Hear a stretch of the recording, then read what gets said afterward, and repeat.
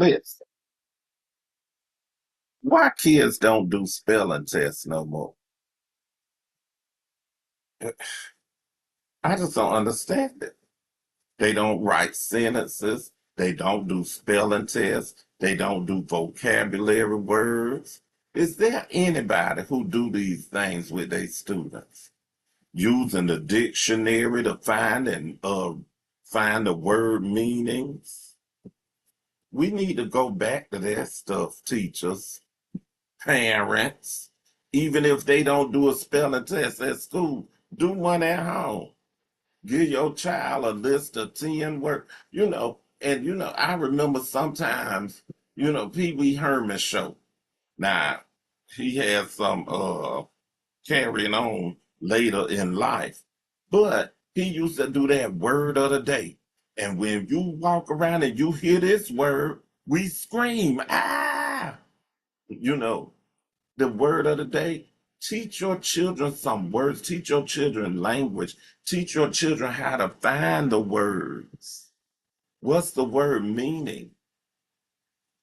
We gonna learn a new word every week. We gonna learn a new word every day. And if you learn the word, I'll give you a cookie tonight. Something. Why don't we do that? Why don't we, just like I was thinking about color purple the other day and how I see Nettie had put words all over iron, I-R-O-N, iron. Then your window, she had words all over everything, teaching Celie how to read. We need to get back to that. Children need to put their hands on something. Children need to write with their hands because something about that hand coordination that goes to your memory. I know the research says that. I just don't know exactly who said it. But it's something about writing something that goes directly to your memory. That's why when you do those spelling tests, children used to learn how to spell. I think we should have spelling tests up until the 12th grade, for real. So when you get to homeroom, your homeroom in 12th grade, you ought to have a spelling test. I think the more and more and more, we should keep on doing spelling tests. Because I remember when you get them, you get 10 spelling words on Monday. You say the words, you listen to the words, the teacher read the words in a sentence. Monday night homework, you gonna go and write them words 5 times each.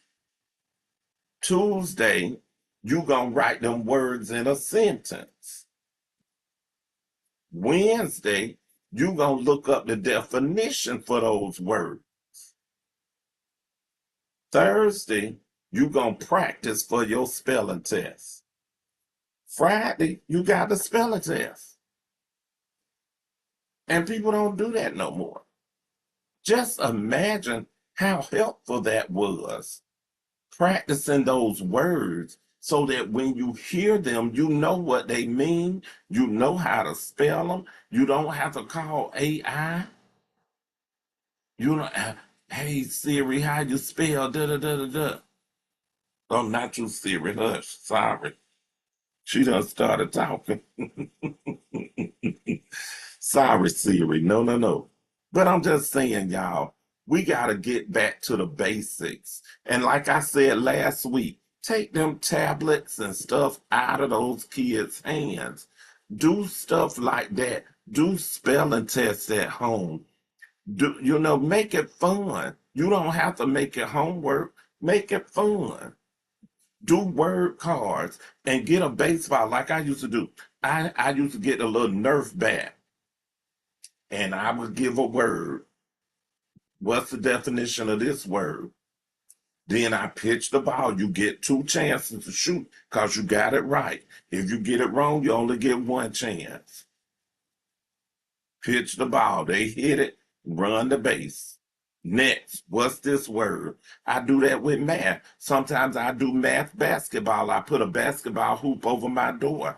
I do music basketball. It's ways to have fun with your kids and still teach them, y'all. Teach your babies. Y'all, the schools, and people keep saying the schools are failing us. The schools are failing us. No, before the schools failed us, something else had to happen before that. What else failing us? Talk about parents, because parents are your first teachers. Parent, I'm a hush. I ain't gonna say nothing. But parents are your first teachers. So y'all gonna have to start working with your babies. Spell with them, read with them, count with them, dance with them, sing with them, talk with them, fold clothes with them. You got so many things you can do with your babies at home. Cook with them, wash clothes with them, clean up with them. More so, talk to them, read with them. Turn on the captions on the TV when you listen to the TV. When they watching YouTube, turn them captions on. Don't let them watch nothing that don't have captions. So they can read, even if you're not reading it.